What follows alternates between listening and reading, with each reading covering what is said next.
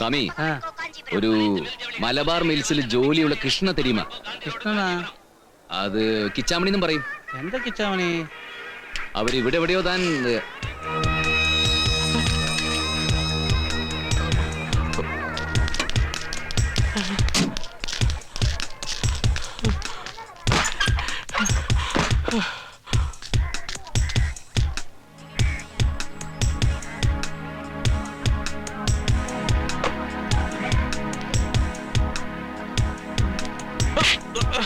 എന്താ എന്നാ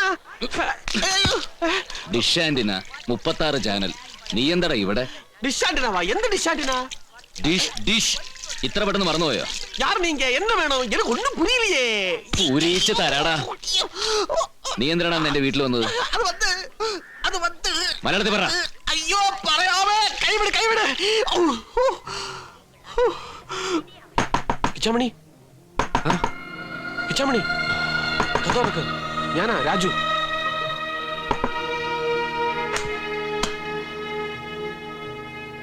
ആരാ? വേണി താമസിക്കുന്ന വീട്ടിൽ നിന്ന് നിന്നെ അന്വേഷിച്ച് വന്നിരിക്ക. എന്താ? നീ ഒന്ന് പുറത്തേക്ക് വാ. അല്ല കുഴപ്പമില്ലേ, വാ.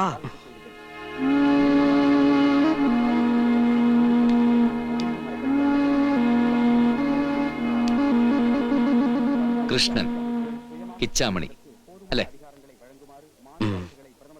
ഞാൻ മഹേന്ദ്രൻ. വേണി എന്റെ വീട്ടിലാ ഉള്ളത്. അറിയാം. അന്ന് ഞാൻ പറഞ്ഞിട്ടാ രാജു നിങ്ങളുടെ വീട്ടിൽ വന്നത്, വേണിയുടെ വിവരങ്ങൾ അറിയാൻ. നിങ്ങൾ സംസാരിക്ക, ഞാൻ പുറത്തുണ്ടാവും. അയാൾ എന്തിനാ കള്ളം പറഞ്ഞെന്ന് എന്റെ വീട്ടിൽ വന്നത്? നിങ്ങൾക്ക് നേരിട്ട് വരാറേ. അങ്ങോട്ടിരിക്കാം. എന്താ എന്താ തനിക്ക്? വേണി എന്നെ പറ്റി എല്ലാം പറഞ്ഞാണല്ലോ. എനിക്ക് വരായിരുന്നു, വരണമെന്ന് വല്ലാത്ത മോഹമുണ്ട്. ഞാൻ എന്താ വിളിക്കേണ്ടത്? മഹി, അല്ലെങ്കിൽ വേണി വിളിക്കണ പോലെ മഹിയേട്ടൻ. നന്ദി നന്ദി പറഞ്ഞാ തീരില്ല. നിങ്ങളുടെ വീട്ടില് അവൾ എങ്ങനെ കഴിയണേന്ന് രാജു എന്ന് പറഞ്ഞപ്പോ ദൈവം ഉണ്ടെന്ന് എനിക്ക് ബോധ്യായി. ദൈവങ്ങളെ ശപിച്ചു നിർത്തും കഴിയായിരുന്നു ഞാൻ.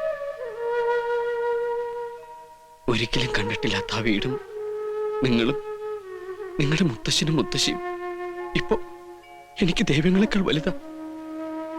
ഒരുപാട് നന്ദിയുണ്ട് മഹിയേട്ട. അവളെങ്കിലും സന്തോഷത്തോടെ ജീവിക്കണ്ടല്ലോ. എനിക്കത് മതി, എനിക്കത് മാത്രം മതി. എന്താ ഇത് കിച്ചാമണി?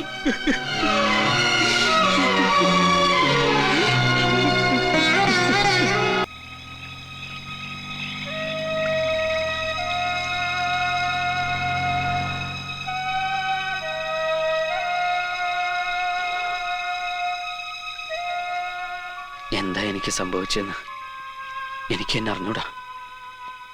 വേണിക്കറിയാവുന്ന, വേണി മഹിയേട്ടനോട് പറഞ്ഞു തന്നിട്ടുള്ള കിച്ചാമണിയല്ല ഞാനിപ്പോ.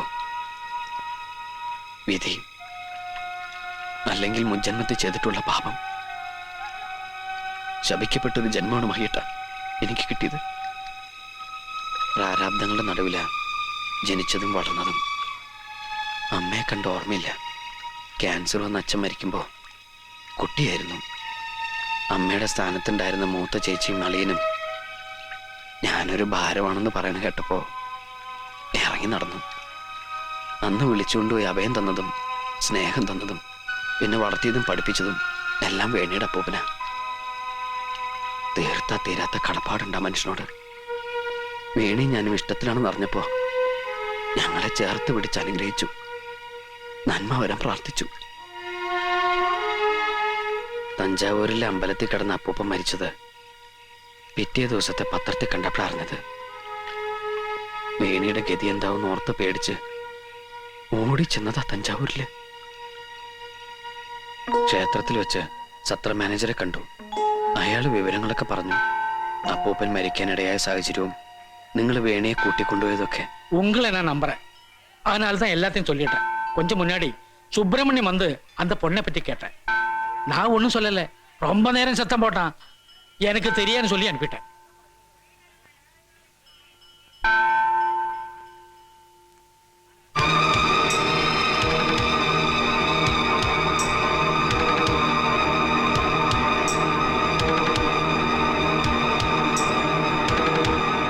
അവൾ എവിടേക്കാ പോയത്? അറിയില്ല. നിനക്കറിയാം. നിന്നോട് പറഞ്ഞു കാണും അയാള്. ഇല്ല, എനിക്കറിയില്ല. അറിയാം, പറയടാ. അവൾ എവിടേക്കാ പോയത്? എനിക്കറിയില്ല എന്ന് പറഞ്ഞില്ലേ?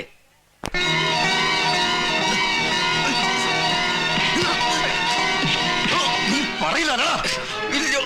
ഞാൻ പറയില്ല.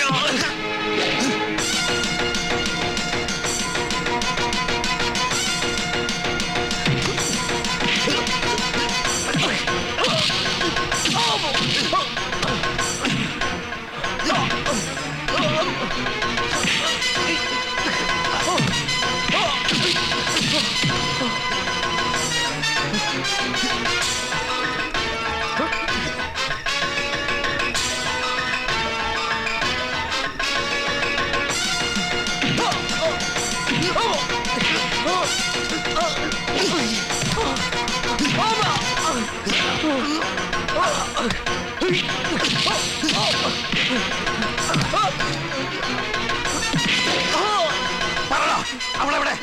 ഞാൻ പറയില്ല. പറയാൻ പറയില്ല എന്ന് പറഞ്ഞില്ലേ?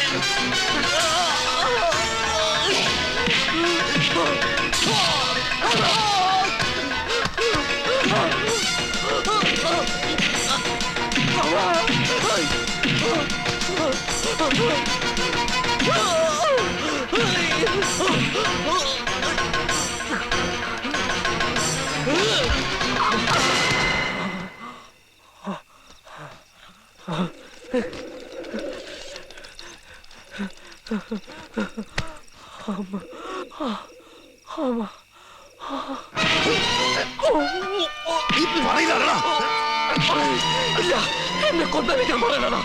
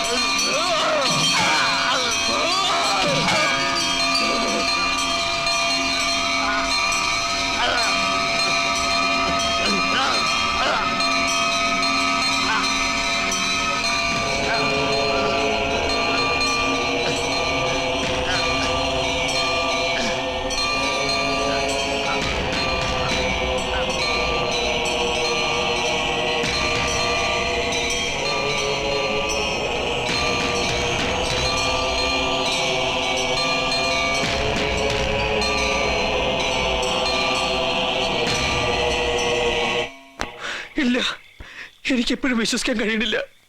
ഞാനൊരാളെ കൊല്ലേ, എന്റെ കൈ കൊണ്ട് ഒരാൾ മരിക്കേ. ഇല്ല മഹീട്ട, ഞാൻ കൊന്നിട്ടില്ല. അറിഞ്ഞോട്ട് ഞാൻ കൊന്നിട്ടില്ല. അവൻ മരിക്കേണ്ടവനാണ്. അവന്റെ ശല്യം അങ്ങനെ തീരാൻ ഈശ്വരനൊരു വഴി ഉണ്ടാക്കിയതെന്നൊക്കെ പറഞ്ഞ് രാജു ആശ്വസിപ്പിക്കുന്നുണ്ട്. എന്നാലും കൊലപാതകമല്ല ഉണ്ടാവൂ. ഒരു തെളിവുമില്ല, ആരും കണ്ടവരുമില്ല. ഒക്കെ ശരിയാ, എങ്കിലും സത്യം എന്തെങ്കിലും പുറത്തു വരാതിരിക്കോ?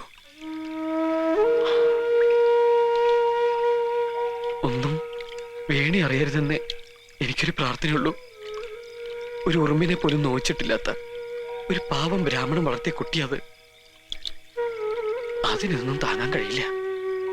അതുകൊണ്ടാ ഒന്ന് വന്ന് കാണാൻ പോലും ധൈര്യപ്പെടാണ്ട് ഞാനിവിടെ ഇങ്ങനെ കൂടിയിരിക്കുന്നത്. ഒരു കാര്യത്തില് എനിക്ക് ആശ്വാസമുണ്ട്. അവളിപ്പോ നിങ്ങളുടെ കൂടെയാണല്ലോ. ഇനി എനിക്കെന്ത് സംഭവിച്ചാലും അവൾ അനാഥയാവില്ലല്ലോ.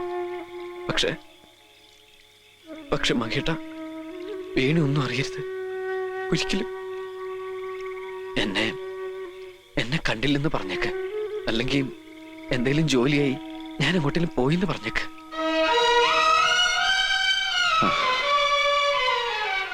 അത് പറഞ്ഞാൽ അവള് വിശ്വസിക്കോ? താൻ അവൾ ഒരുപാട് സ്നേഹിക്കണില്ലേ? അത്ര തന്നെ അവള് തന്നെ സ്നേഹിക്കണില്ലേ? അപ്പോ ഞാനൊരു നുണ പറഞ്ഞ അവള് വിശ്വസിക്കോ? എത്ര നാള് കാണാതെ പിടിച്ചു നിൽക്കാൻ പറ്റി തനിക്ക്? അതുപോലെ തന്നെയല്ലേ അവൾക്കും. വേണ്ട കിച്ചാമണി, താൻ എന്റെ കൂടെ വരണം. താൻ അവളെ കാണണം. അവള് തന്നെയും കാത്തിരിക്കുക. എന്നാലും മകേട്ട, താൻ ആരെയും കൊന്നിട്ടില്ല. താൻ കൊല്ലുന്നത് ആരും കണ്ടിട്ടില്ല. തഞ്ചാവൂര് താൻ പോയിട്ടേ ഇല്ല. എന്തെങ്കിലും സൂചന ഉണ്ടായിരുന്നെങ്കിൽ തന്നെ ഇതിനു മുമ്പ് പോലീസ് ഇവിടെ തേടിയെത്തിയനെ.